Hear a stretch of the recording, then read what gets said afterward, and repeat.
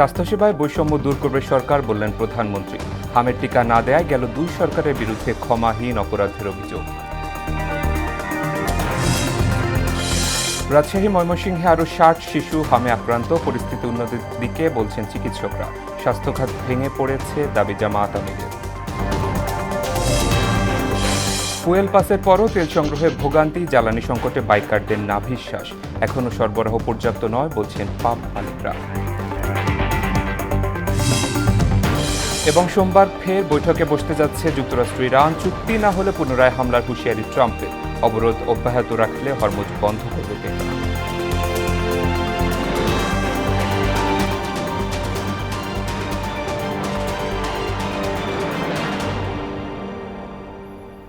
আসসালামু আলাইকুম, মোহনা সংবাদে সবাইকে স্বাগত। এতক্ষণ শুনছিলেন শিরোনাম, পুরো সংবাদ জুড়ে আছি শেখ সাব্বির হোসেন।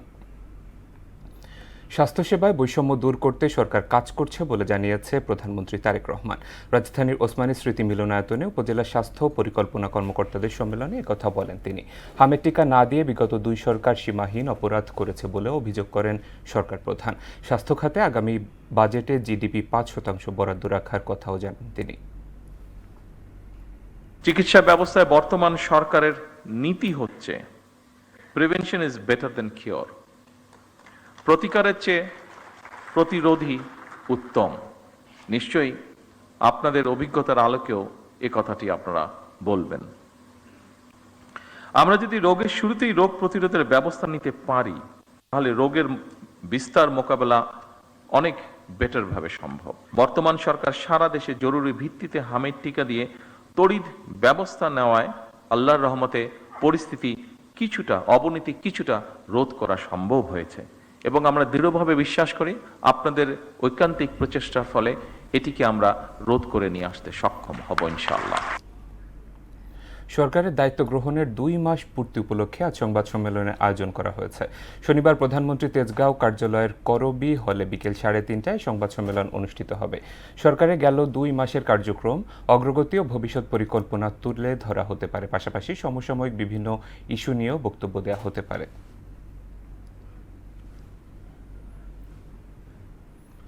আন্তর্জাতিক মুদ্রা তহবিল IMF-এর দেয়া ঋণের কিস্তির ছাড়ে আশাবাদী অর্থমন্ত্রী আমির খসরু মাহমুদ চৌধুরী। কিছু সংস্কার শর্ত পূরণে বাংলাদেশ পিছিয়ে থাকলেও আগামী ১৫ দিনের মধ্যেই বিষয়গুলো সমাধান হবে বলে মন্তব্য করেন তিনি। শুক্রবার যুক্তরাষ্ট্রে IMF-এর সদর দপ্তরে দুটি টিমের সঙ্গে বৈঠক হয় অর্থমন্ত্রীর। পরে সাংবাদিকদের তিনি বলেন, ব্যাংক খাতে সংস্কার, নতুন ব্যাংক রেগুলেশন আইন এবং রাজস্ব আদায়ের ধীরগতির কারণে ঋণের কিস্তি স্থগিত করা হয়েছে, এমন তথ্য সঠিক নয়। ত্রয়োদশ জাতীয় সংসদের সংরক্ষিত নারী আসনে বিএনপির দলীয় মনোনয়ন প্রত্যাশীদের সাক্ষাৎকার গ্রহণ প্রক্রিয়া চলছে। দ্বিতীয় ধাপে আজ বিকেল ৩টা থেকে রাজধানী গুলশানে বিএনপি চেয়ারপারসনের রাজনৈতিক কার্যালয়ে ঢাকা, চট্টগ্রাম, কুমিল্লা, সিলেট ও ময়মনসিংহ বিভাগের সাক্ষাৎকার নেওয়া হবে। প্রথম দিন ৫টি বিভাগের প্রায় ৪০০ জন প্রার্থী সাক্ষাৎকার নিয়েছে দলের পার্লামেন্টারিয়ান বোর্ড। এবারের হজ ব্যবস্থাপনায় সন্তুষ্টি প্রকাশ করেছেন হজযাত্রীরা। ইতোমধ্যেই ৪১৯ জন যাত্রী নিয়ে সৌদি পৌঁছেছে হজের প্রথম ফ্লাইট।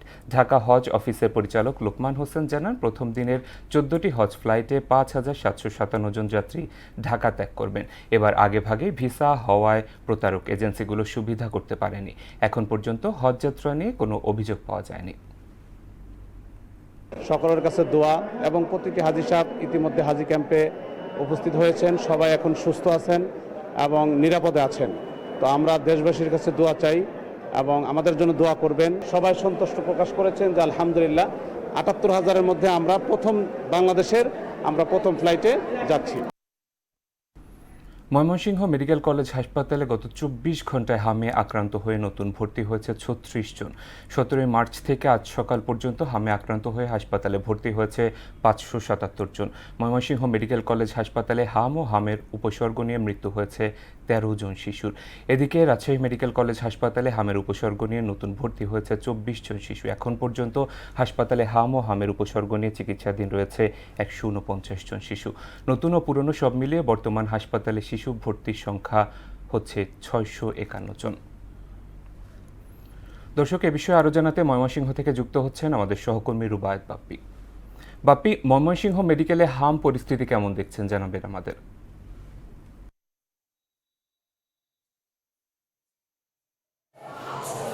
সাব্বির যেমনটি বলছিলেন যে দিন যতই যাচ্ছে ততই কিন্তু হামের উপদ্রব বাড়ছে।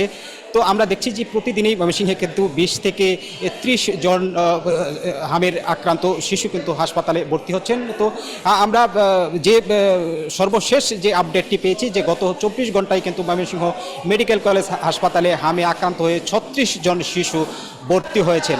আজ কিন্তু এ বছরের সর্বোচ্চ রোগী ভর্তি আছেন। আজ কিন্তু 117 জন শিশু রোগী কিন্তু হামের উপসর্গ নিয়ে কিন্তু আজকে ময়মনসিংহ মেডিকেল হাসপাতালে চিকিৎসাধীন রয়েছেন। তো আমরা যে বিষয়টি দেখেছি যে এই যে হামে আক্রান্তের সংখ্যা বাড়ার সাথে সাথে কিন্তু অভিভাবকরা কিন্তু ব্যাপক দুশ্চিন্তাগ্রস্ত হয়ে পড়েছেন। পাশাপাশি চিকিৎসকরাও কিন্তু উদ্বেগ প্রকাশ করছেন যে প্রতিদিনই যেভাবে হামের রোগীরা আসছেন কিন্তু তারা সেটিকে মহামারী আকারের রূপ বলেই ধারণা করছেন। তবে যে বিষয়টি আমরা লক্ষ্য করতে পেরেছি যে এই ময়মনসিংহ মেডিকেল কলেজ হাসপাতালে কিন্তু শিশুদের কিন্তু আইসিইউ নেই, যে কারণে কিন্তু যে কঠিন অবস্থায় পড়লে কিন্তু এখানে শিশুদেরকে বাঁচানো সম্ভব হচ্ছে না। তো চিকিৎসকরা যে বিষয়টি বলছেন যে তারা তাদের সাধ্যমতো তারা চেষ্টা করছেন এবং যেভাবে শিশুদের স্বাস্থ্য সুরক্ষা করা যায় তার জন্য কিন্তু সকল ধরনের চেষ্টা অব্যাহত রেখেছেন। আমরা দেখেছি যে হাম ওয়ার্ডের যে এই নতুন ভবনের 8ম তলায় কিন্তু আরও কঠোর নজরদারি রাখা হয়েছে, সর্বসাধারণের প্রবেশ সীমাবদ্ধ রাখা যায়। কারণ আপনি জানেন যে হাম কিন্তু একটি ছোঁয়াচে রোগ, সেই ছোঁয়াচে রোগটি যেন অন্যের শরীরে বিস্তার ঘটতে না পারে তার জন্য কিন্তু হাসপাতাল কর্তৃপক্ষ আরও কঠোর নজরদারি করেছেন এবং একেবারেই নিকট তারা কিন্তু কাউকে ওয়ার্ডে প্রবেশ করতে দিচ্ছেন না। তো ময়মনসিংহের যে পরিস্থিতি সেই পরিস্থিতি কিন্তু দিন দিন ভয়াবহ রূপ ধারণ করছে। আপনি জানেন এই ময়মনসিংহ মেডিকেল কলেজ হাসপাতালটি কিন্তু এই বিভাগের সর্ববৃহৎ হাসপাতাল হয়। ময়মনসিংহ, শেরপুর, জামালপুর, নেত্রকোনা সহ পার্শ্ববর্তী কিশোরগঞ্জ এবং টাঙ্গাইলের যে রোগী তারা হাসপাতালে চলে আসে। 1000 হাসপাতাল হলেও কিন্তু এখানে প্রায় 3-4 গুণ রোগী প্রতিদিনই ভর্তি থাকে, যে কারণে শিশুদের যে চিকিৎসা সেই চিকিৎসার উপরেও কিন্তু একই প্রভাব পড়ছে যে এই 4-5টি জেলার শিশুরাও কিন্তু এখানে চিকিৎসা নিতে আসছেন এবং ডাক্তার এবং নার্সরা কিন্তু তারা মোটামুটি হিমশিম খাচ্ছেন যে চিকিৎসা দেওয়ার জন্য। তাছাড়া এই হাম উপসর্গ নিয়ে কিন্তু চিকিৎসকরা সকলকে সতর্ক থাকার পরামর্শ দিচ্ছেন এবং তারা যেটি বলছেন যে এই হামের প্রাদুর্ভাব থেকে রক্ষা করার জন্য কিন্তু শিশুদেরকে পুষ্টি খাবার খাওয়ানোর পরামর্শ দিচ্ছেন এবং যারা টিকা গ্রহণ করেননি তাদেরকে কিন্তু টিকা নেওয়ার পরামর্শ দিচ্ছেন। এবং আপনি জানেন যে ময়মনসিংহ জেলার 3টি উপজেলা এবং সিটি কর্পোরেশনে কিন্তু এই হামের টিকা কার্যক্রম চলমান রয়েছে এবং এই হামকে রোখার জন্য কিন্তু সরকারের যে পদক্ষেপগুলি সকল পদক্ষেপগুলি কিন্তু এই ময়মনসিংহে চলমান রয়েছে। তো সাব্বির, সর্বশেষ যদি বলতে চাই যে এখন পর্যন্ত কিন্তু ময়মনসিংহ মেডিকেলে কিন্তু 13 জন হামে আক্রান্ত শিশুর মৃত্যু হয়েছে। তো সাব্বির, এই ছিল আমার কাছে ময়মনসিংহ থেকে হামে আক্রান্ত নিয়ে সর্বশেষ। বাপি, ধন্যবাদ আপনাকে। দেশ জুড়ে হাম পরিস্থিতি উন্নতির দিকে, তবে শিশুদের নিরাপদ রাখতে পুষ্টিকর খাবার ও নিরাপদে রাখার পরামর্শ চিকিৎসকদের, কারণ হামের সাথে সিজনাল ফ্লু যুক্ত হয়েছে বলে মনে করছেন তারা। এদিকে বাংলাদেশ শিশু হাসপাতাল পরিদর্শনে গিয়ে বিরোধী দলীয় নেতা শফিকুর রহমান বলেন দেশে স্বাস্থ্য খাত একেবারে ভেঙে পড়েছে। আরও জানাচ্ছেন উষা ফেরদৌস। বাংলাদেশের স্বাস্থ্য বিভাগের দেয়া তথ্য অনুযায়ী সন্দেহজনক হাম রোগে গেল 1 মাসে মৃতের সংখ্যা 150 ছাড়িয়েছে এবং এ সময়ে সন্দেহজনক হাম রোগীর সংখ্যা 20,000। অবজারভেশনে রাখার পরে যখন তারা লাইফ সাপোর্টে দিছে, তার কন্ডিশন খারাপ দেখা পরে তারা লাইফ সাপোর্টে দিছে 6 তারিখে দেওয়ার পরে 7 তারিখে সকালবেলা সে মারা গেছে। হামের র্যাশ উঠছিল, মানে আপনার গোটা হচ্ছে না, লক্ষণ দেখা দিচ্ছিল আর কি। পরে সুস্থ গেছে ইনশাল্লাহ, কিন্তু এখন শ্বাসকষ্টের সমস্যা, জ্বর, নিউমোনিয়া। এখন আসার পরেও আমরা পরিমাণে একটু বেশি ছিল, এখন কম, ভালোর দিকে। বাংলাদেশেও হাম ফিরে আসার জন্য ঠিকমতো টিকা দিতে না পারাকেই দায়ী করছেন চিকিৎসকরা। তবে বর্তমানে নিম্নমুখী বলে জানান তারা। এই মুহূর্তে ক্রিটিক্যাল কন্ডিশন কম, কিছুদিন আগে পর্যন্ত ক্রিটিক্যাল কন্ডিশন অনেক বেশি ছিল। পুরো দেশ জুড়ে এখন নিম্নমুখী এবং আমার মনে হয় যে আগামীতে আমরা হাম থেকে উদ্ধার পাবো। তবে হাম হবে তারপরেও, তবে এত মারাত্মক আকারে হয়তো হবে না এবং টিকাটা যদি আমরা সাকসেসফুলি দিতে পারি। এদিকে বাংলাদেশ শিশু হাসপাতাল পরিদর্শনে আসেন বিরোধী দলীয় নেতা শফিকুর রহমান। বলেন, দেশের স্বাস্থ্য খাত একেবারেই ভেঙে পড়েছে। পুরা স্বাস্থ্য খাতটি একটা ডিজাস্টার। এই স্বাস্থ্যকে লুটপাট করে একদিকে খাওয়া হয়েছে, আবার সরকারগুলো এটাকে যথাযথ গুরুত্ব দেয়নি। জিডিপির কত % বরাদ্দ এখানে ছিল আমরা সবাই জানি, অথচ একটা দেশের দুইটা খাত সবচেয়ে বেশি প্রাধান্য পাওয়ার কথা, একটি হচ্ছে শিক্ষা, দ্বিতীয়টি হচ্ছে স্বাস্থ্য। শিশুদের জন্য কাজ করার প্রত্যয় জানান জামাত আমির। ব্রঙ্কোস্কোপির জন্য ব্রঙ্কোস্কোপ নাই, অথচ ম্যাক্সিমাম শিশু আছে এই সমস্যা নিয়ে। তারা এইটুকু আমাদের কাছে প্রত্যাশা করেন। আমাদের লিমিটটা এর নিচে ছিল, তারপরেও শিশুরা আমাদের কাছে আমানত, তারাই আগামীর ভবিষ্যৎ। এই শিশুদের প্রতি সম্মান রেখে আমরা ইনশাল্লাহ চেষ্টা করব তাদের এই পরামর্শ, অনুরোধ, দাবি যেটাই বলেন এটা আমরা পরিপালন করতে পারি কিনা। উষা ফেরদৌস, মোহনা সংবাদ, ঢাকা। ফুয়েল পাসেও ভোগান্তি কাটছে না জ্বালানি তেল সংগ্রহে। একই লাইনে দাঁড়িয়ে তেল নিতে হচ্ছে সবাইকেই। চালকরা বলছেন, দীর্ঘ সময় অপেক্ষা করে তেল মিলছে 500 থেকে 1000 টাকার। তবে প্রভাব খাটিয়ে সিরিয়াল ছাড়াই তেল নেওয়ার অভিযোগ আছে কারো কারো বিরুদ্ধে। পাম্প কর্তৃপক্ষ বলছে, যে পরিমাণ তেলের সরবরাহ আছে তা দিয়েই নিয়ম মাফিক তেল দিচ্ছেন তারা। তীব্র গরমে ঘন ঘন লোডশেডিংয়ে বিপর্যস্ত হয়ে পড়েছে বরগুনার পাথরঘাটা উপজেলার জনজীবন। বিদ্যুতের অনিয়মিত সরবরাহে নাজেহাল প্রায় 60,000 গ্রাহক সহ প্রায় 2.5 লক্ষাধিক মানুষ। বিদ্যুৎ সংকটে ক্ষতিগ্রস্ত হচ্ছে ব্যবসা বাণিজ্য, চিকিৎসা সেবা, ব্যাহত হচ্ছে শিক্ষার্থীদের পড়াশোনাও। তবে পাথরঘাটা পল্লী বিদ্যুৎ অফিস জানিয়েছে, চাহিদার তুলনায় কম সরবরাহ পাওয়ায় বাধ্য হয়ে প্রতি ঘন্টায় লোডশেডিং দিতে হচ্ছে তাদের। সুমন মোল্লার তথ্যচিত্রে জানাচ্ছেন আফরিন পপি। সরকারি তথ্য অনুযায়ী জাতীয় গ্রিডে বিদ্যুতের কোনো ঘাটতি নেই। তবে দক্ষিণাঞ্চলের এই উপজেলার চিত্র ভিন্ন। পিরোজপুরের ভান্ডারিয়া হয়ে প্রায় 66 কিলোমিটার দীর্ঘ লাইনের মাধ্যমে পাথরঘাটা ও মঠবাড়িয়ায় বিদ্যুৎ সরবরাহ করা হয়। মঠবাড়িয়া সাব স্টেশনের সক্ষমতা 18 মেগাওয়াট হলেও পাথরঘাটার চাহিদা 14 মেগাওয়াটের বিপরীতে সরবরাহ মিলছে মাত্র 4 থেকে 5 মেগাওয়াট। লোডশেডিং ও লো ভোল্টেজ সমস্যা এখন নিত্যদিনের ঘটনায় পরিণত হয়েছে। এছাড়া কয়েক হাজার অবৈধ ব্যাটারি চালিত অটোরিকশা বিদ্যুতের ওপর অতিরিক্ত চাপ সৃষ্টি করছে বলে অভিযোগ রয়েছে। বিদ্যুৎ সংকটে ঘরের বিভিন্ন ইলেকট্রনিক্স যন্ত্রপাতি ক্ষতিগ্রস্ত হচ্ছে।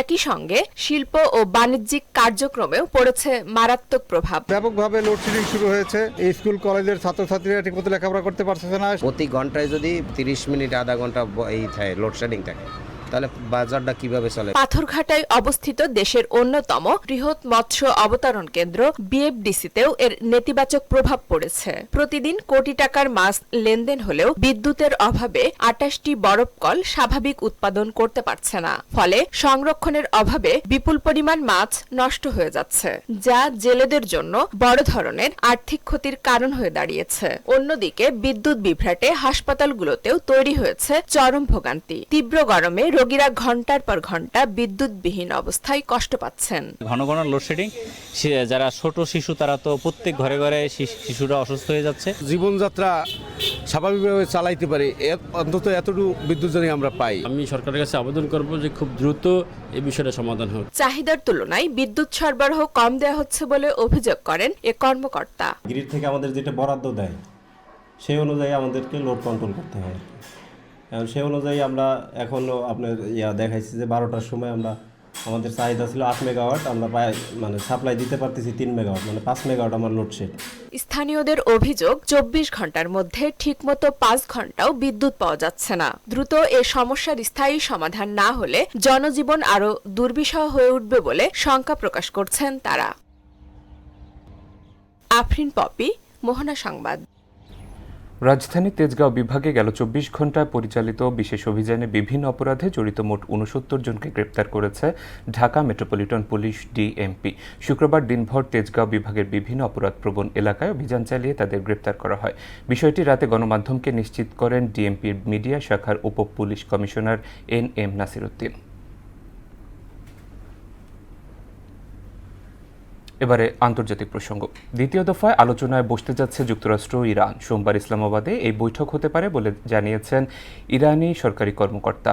এবং এই তথ্য প্রকাশ করে CNN। আলোচনা ব্যর্থ হলে কিংবা বুধবারের মধ্যে শান্তি চুক্তি না করলে আবারও তেহরানে হামলা শুরুর হুঁশিয়ারি দিয়েছেন ডোনাল্ড ট্রাম্প। এদিকে যুক্তরাষ্ট্র ইরানের বন্দরে অবরোধ অব্যাহত রাখলে হরমুজ প্রণালী বন্ধ করার ঘোষণা দিয়েছে দেশটি। বিস্তারিত জানাচ্ছেন প্রিয়াঙ্কা নিতু। যুক্তরাষ্ট্র ইরানের বন্দরে অবরোধ অব্যাহত রাখলে হরমুজ প্রণালী আবারও বন্ধ করে দেয়া হবে বলে হুঁশিয়ারি দিয়েছে তেহরান। শনিবার সামাজিক যোগাযোগ মাধ্যম এক্সে দেয়া পোস্টে দেশটির পার্লামেন্টের স্পিকার মোহাম্মদ বাঘের গালিবাফ এ হুঁশিয়ারি দেন। সমৃদ্ধ ইউরেনিয়ামের মজুদ যুক্তরাষ্ট্রকে হস্তান্তর করবে ইরান। ট্রাম্পের এমন দাবিকে নাকচ করেছে তেহরান। জাতীয় নিরাপত্তা কমিটির মুখপাত্র ইব্রাহিম রেজাই বলেন, ট্রাম্পের দাবি ভিত্তিহীন, কারণ দেশটি এসব বিষয়কে কৌশলগত রেড লাইন হিসেবে বিবেচনা করে। আগামী সোমবার পাকিস্তানের ইসলামাবাদে অনুষ্ঠিত হতে পারে যুক্তরাষ্ট্র ও ইরানের মধ্যে দ্বিতীয় দফা আলোচনা। ইরানি সরকারি কর্মকর্তাদের সূত্রে এ তথ্য জানিয়েছে মার্কিন সংবাদ মাধ্যম CNN। আলোচনার জন্য দুই দেশের প্রতিনিধিদের আগামীকাল রোববারই ইসলামাবাদে পৌঁছানোর কথা রয়েছে। এদিকে আগামী বুধবারের মধ্যে সমঝোতা না হলে যুদ্ধবিরতির মেয়াদ আর বাড়ানো হবে না এবং ইরানের ওপর আবারও ভয়াবহ বোমা হামলা শুরু করবে যুক্তরাষ্ট্রের সামরিক বাহিনী, এমনটি জানিয়েছে মার্কিন president Donald Trump. Priyanka Nitu, Mohona সংবাদ। উৎসবমুখর পরিবেশে চলছে real estate and housing association of Bangladesh রিহ্যাবের পরিচালনা পরিষদের নির্বাচন। রাজধানীর ইন্টারকন্টিনেন্টাল হোটেলে সকাল 10টা থেকে বিকাল 4টা পর্যন্ত চলবে ভোট গ্রহণ। এবারের নির্বাচনে 29টি পদের বিপরীতে প্রতিদ্বন্দ্বিতা করছেন 77 জন প্রার্থী, যা সংগঠনটির ইতিহাসে অন্যতম প্রতিদ্বন্দ্বিতাপূর্ণ নির্বাচন হিসেবে বিবেচনা করা হচ্ছে। নির্বাচনে মোট ভোটার 674 জন, এর মধ্যে ঢাকার 613 জন এবং চট্টগ্রামের 61 জন ভোটার তাদের ভোটাধিকার প্রয়োগ করবেন। লম্বা সময় রিহ্যাবের দুর্বল নেতৃত্বের কারণে রিহ্যাব কিন্তু ইমেজ সংকটে আছে। আমাদের প্রথম কাজ হবে যে ইমেজ বিল্ড আপ করা, যেটার জন্য বিজিএমই বিকেএমের প্যারালাল সংগঠন হয়। আমরা আমাদের ইলেক্টেড বা নির্বাচিত কমিটি, উপদেষ্টা কমিটি এবং যে সমস্ত বড় বড় ব্যবসায়ী রয়েছেন তাদেরকে নিয়ে আমরা একটি দেশ ও জাতির কল্যাণে সরকারের সঙ্গে সহায়ক শক্তি হিসাবে আমরা একটা অনন্য উচ্চতায় রিহ্যাবকে নিয়ে যাওয়ার ইচ্ছা পোষণ করছি। কক্সবাজারের রাখাইন পল্লীগুলোতে শুরু হয়েছে 3 দিনব্যাপী ঐতিহ্যবাহী জলকেলি বা পানি খেলা উৎসব। তীব্র গরম উপেক্ষা করে বাঁধ ভাঙা উল্লাসে জলের শুভ্রতার নতুন বছরকে বরণ করে নিতে এ সময় উৎসবে মাতেন রাখাইন তরুণ তরুণী সহ বিভিন্ন বয়সের মানুষ। আনন্দ উচ্ছ্বাসের মধ্যে দিয়ে একে অপরের গায়ে পানি ছিটিয়ে সামাজিক সম্প্রীতি ও পারস্পরিক সম্পর্ককে আরও দৃঢ় করার পাশাপাশি নতুন বছরে সকল ধর্মের মানুষের জন্য বাংলাদেশে আরও নিরাপদ হবে এমন প্রত্যাশা জানান রাখাইন সম্প্রদায়ের মানুষ। নতুন বছরকে শুভেচ্ছা জানানোর জন্য হচ্ছে যে কি এই সাংগঠনটা আমাদের করা। অনেকগুলো প্যান্ডেলে যাইতেছি, তারপরে মানে অনেক মজা হইতেছে। পুরানো গ্লানি মুছে দিয়ে সবার জন্য সুন্দর সুস্থভাবে হোক, এটাই প্রত্যাশা রাখি। এই বছরটা আমাদের সমাজের এবং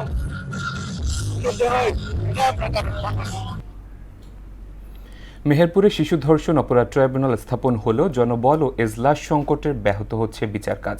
এতে ভোগান্তিতে পড়েছেন বিচার প্রার্থীরা। এছাড়া আধুনিক প্রযুক্তি ব্যবহার ও প্রয়োজনীয় প্রশিক্ষণের অভাবে ভোগান্তিতে সাধারণ মানুষ। তাই দ্রুত জনবল নিয়োগ ও এজলাস সংকট দূর করার দাবি ভুক্তভোগীদের। প্রতিনিধি ফারুক আহমেদের প্রতিবেদন, জানাচ্ছেন ডলি বিনতে মনোয়ারা। 2025 সালের 27 অক্টোবর মেহেরপুরে দ্রুত বিচার নিশ্চিত করার লক্ষ্যে শিশু ধর্ষণ অপরাধ ট্রাইব্যুনাল ও পারিবারিক আপিল আদালত স্থাপন এবং বিচার কাজের জন্য জেলা ও দায়রা জজ পদমর্যাদার একজন বিচারক নিয়োগ দেয়া হয়। কিন্তু বিচারকের খাস কামরা ও প্রয়োজনীয় সুযোগ সুবিধা না থাকায় ব্যাহত হচ্ছে বিচার কাজ। এজলাস সংকটে নারী ও শিশু নির্যাতন দমন ট্রাইব্যুনাল আদালতের কার্যক্রম শেষ হওয়ার পর একই এজলাসে শিশু ধর্ষণ অপরাধ দমন ট্রাইব্যুনালের কার্যক্রম শুরু হওয়ায় ভোগান্তিতে পড়ছেন বিচার প্রার্থীরা।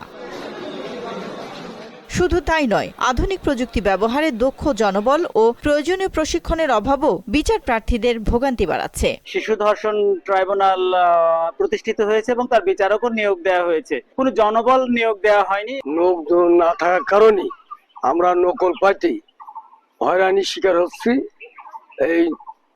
এখানে লোক সংখ্যা দিলে আমরা নকলটা পাইলে তাড়াতাড়ি আমরা সেই বিচারটা পাবো। প্রয়োজনীয় জনবল নিয়োগের পাশাপাশি দক্ষতার উন্নয়ন, অবকাঠামোগত সহায়তা ও বিচার কাজের উন্নত প্রযুক্তি ব্যবহার নিশ্চিত করা গেলে এর সমস্যার সমাধান সম্ভব বলে মনে করেন বার সভাপতি মারুফ আহমেদ বিজন। বিচারকের জন্য খাস কামরা, তার সেরেস্তা, তার পেশকার, তার আলাদা স্টেনোগ্রাফার, এই সমস্ত পদের লোক নিয়োগ না করে কেবলমাত্র বিচারক নিয়োগ করেই কিন্তু আসলে মানুষকে সঠিকভাবে বিচার দেওয়া সম্ভব না। চিফ জুডিশিয়ালের আলাদা ভবন না থাকায় জজ আদালত ভবনের মধ্যে একাধিক আদালতের কার্যক্রম চলায় বিচার কাজ ব্যাহত হচ্ছে বলে জানান পাবলিক প্রসিকিউটর মুস্তাফিজুর রহমান তুহিন। এই আদালতের জন্য সরকার 9 জন স্টাফ নিয়োগ দিয়েছে।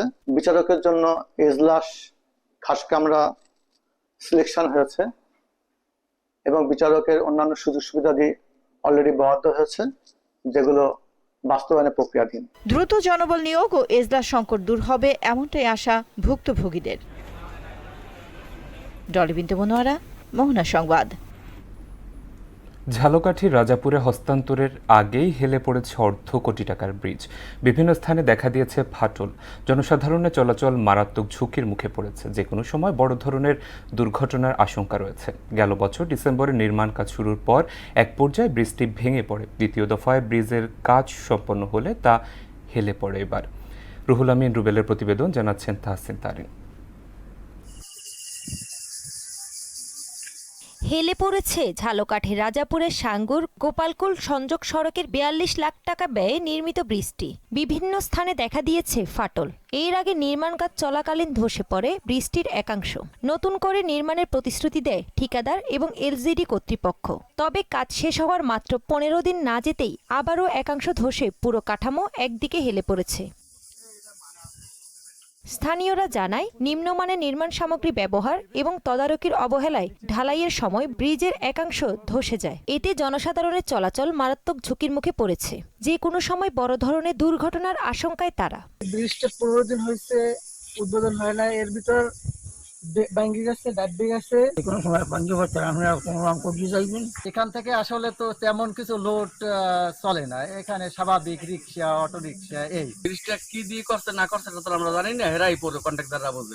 এই ব্যাপারে ক্যামেরার সামনে কথা বলতে রাজি হননি এলজিডির উপজেলা প্রকৌশলী অভিজিৎ মজুমদার। দপ্তরের সিনিয়র সহকারী প্রকৌশলী জানান, ধসে পড়ার ব্যাপারে তাৎক্ষণিক ব্যবস্থা নেওয়া হয়েছে। তবে কাজ শেষ হওয়ার পরের বিষয়ে তিনি এখনো অবগত নন। তদন্ত করে দায়ীদের বিরুদ্ধে ব্যবস্থা নেওয়া হবে বলে জানান এই কর্মকর্তা। বৃষ্টি নাকি ভেঙে উদ্বোধনের আগে কি ভেঙে পড়ছে নাকি বা ফাটল ধরেছে, এ বিষয়ে আসলে আমাদেরকে লিখিতভাবে কোনো জানানো হয় না। বিষয়টা আমরা সরজমিনে পরিদর্শন করে যদি এই ধরনের কোনো কিছু হয়ে থাকে আমরা বৃষ্টি পুনর্নির্মাণের জন্য প্রয়োজনীয় ব্যবস্থা গ্রহণ করব। সরকার পতনের পর ঠিকাদার প্রতিষ্ঠানটি পালিয়ে গেলেও কোন প্রক্রিয়ায় নতুন ঠিকাদার নিয়োগ করে কাজটি বাস্তবায়ন করেছে তা প্রকাশ করেনি কর্তৃপক্ষ।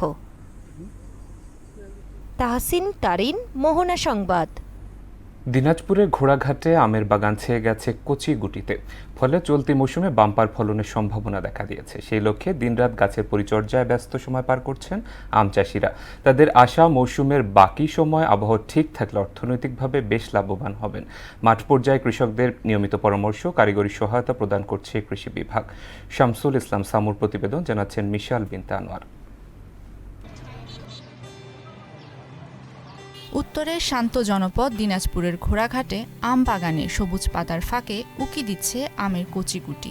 মুকুল ও গুটির মৌম গন্ধে মুখরিত হয়ে উঠেছে চারপাশ। 5 বছর বয়সী চারা গাছগুলোতে যে পরিমাণ আম ঝুলে আছে তা অবাক করছে স্থানীয়দের। ঐতিহ্যবাহী হিমসাগর, ল্যাংড়া, ফজলি, আম্রপালি, হাড়িভাঙা, গোপালভোগ ছাড়াও বাড়ি 1, কাটিমন, ব্যানানা ম্যাঙ্গো সহ বেশ কয়েকটি উন্নত জাতের আমের নিবিড় পরিচর্যা চলছে বাগানে। কৃষি বিভাগের সহযোগিতায় ভালো ফলন নিশ্চিত করতে এবং পোকা ও রোগবালাই দমনে নিয়মিত ভিটামিন ও ব্যাকটেরিয়া নাশক স্প্রে প্রয়োগে ব্যস্ত সময় পার করছেন চাষিরা। ঝড় বৃষ্টি নাই এবারকার, আশা করি আল্লাহর রহমতে লাভবান হতে পারি। করা হয়েছে, ওই কারণে ভিটামিন দেওয়া হয়েছে, ওই জন্য আমের ফলন মোটামুটি পাচ্ছি। কৃষি অফিস থেকে পরামর্শ নিয়েছি, ফল মোটামুটি খুবই ভালো আছে। হাড়িভাঙ্গা মিশ্রি আম যথেষ্ট পাওয়া যায় বিভিন্ন জায়গা থেকে, ব্যাপারী আইসা খরিদ করে নেওয়া যায়। বড় ধরনের কোনো প্রাকৃতিক দুর্যোগ না ঘটলে এবার রেকর্ড পরিমাণ ফলনের সম্ভাবনা দেখছে কৃষি বিভাগ। আবহাওয়া ভালো থাকায় সে ফুলগুলো সঠিকভাবে ভালোভাবে পরাগায়ন হয়েছে এবং ছোট ছোট প্রচুর আমের ফল ধারণ হয়েছে। কৃষকরা যত্ন করতেছে, আমরা আশা করছি কৃষক তাদের কাঙ্ক্ষিত ফলন পাবে এবং তারা লাভবান হবে। চলতি মৌসুমে ঘোড়াঘাট উপজেলায় মোট 875 হেক্টর জমিতে আম চাষের লক্ষ্যমাত্রা নির্ধারণ করা হয়েছে। মৌসুমের বাকি সময়টুকু আবহাওয়া ঠিক থাকলে অর্থনৈতিকভাবে বেশ লাভবান হবার আশা কৃষকদের। মিশাল বিনতা আনোয়ার, মোহনা সংবাদ। খেলা খবর ক্রিকেট। 2 টেস্টের সিরিজ খেলতে 3রা মে ঢাকায় আসছে পাকিস্তান দল। 8 মে মিরপুর শেরে বাংলা জাতীয় স্টেডিয়ামে শুরু হবে প্রথম টেস্ট। সিলেট আন্তর্জাতিক ক্রিকেট স্টেডিয়ামে দ্বিতীয় টেস্টটি শুরু হবে 16 মে। দুটি ম্যাচই বিশ্ব টেস্ট চ্যাম্পিয়নশিপের অংশ। পাকিস্তানের পাশাপাশি অস্ট্রেলিয়ার বিপক্ষে ঘরের মাঠে সিরিজের সূচিও জানিয়েছে বিসিবি। ভেন্যুতে নিশ্চিত না করলেও 9 থেকে 14 জুন পর্যন্ত হবে 3 ম্যাচের ওয়ানডে সিরিজ। আর টি-20-র 3 ম্যাচ মাঠে গড়াবে 17, 19 ও 21 জুন। ওয়ানডে ম্যাচ বেলা 11টায় ও টি-20 ম্যাচ শুরু হবে দুপুর 2টায়।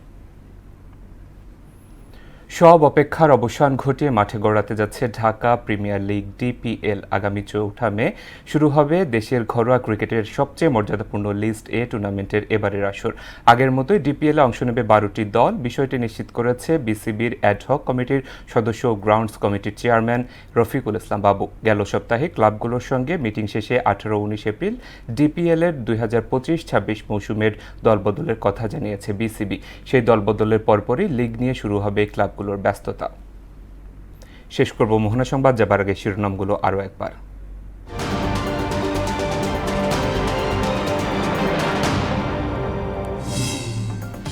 স্বাস্থ্যসেবায় বৈষম্য দূর করবে সরকার, বললেন প্রধানমন্ত্রী। হামের টিকা না দেওয়ায় গেল 2 সরকারের বিরুদ্ধে ক্ষমাহীন অপরাধের অভিযোগ। রাজশাহী, ময়মনসিংহে আরও 60 শিশু হামে আক্রান্ত। পরিস্থিতি উন্নতির দিকে, বলছেন চিকিৎসকরা। স্বাস্থ্য খাত ভেঙে পড়েছে, দাবি জামায়াত আমিরের।